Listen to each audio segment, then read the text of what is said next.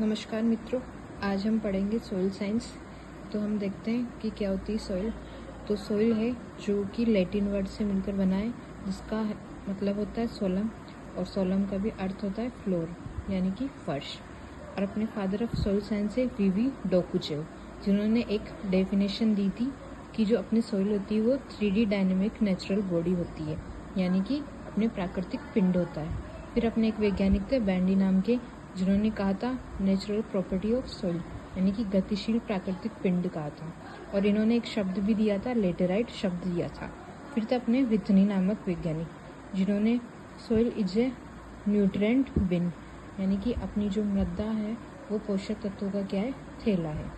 फिर थे अपने हिलगार्ड, उन्होंने कहा था loose and friable part of earth, यानी कि ढीला वो भुरभुरा पदार्थ, यानी कि अपनी जो सॉइल होती है वो क्या होती है, ढीली और भुरभुरी होती है।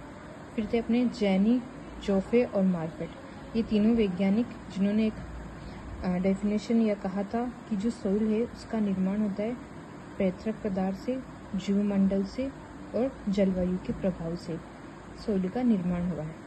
फिर है अपने विश्व मृदा दिवस, जो कि मनाया जाता है 5 दिसंबर को, और अपने जो मृदा कणों का व्यास होता है वो कितना होता है, 2 mm से कम होता है।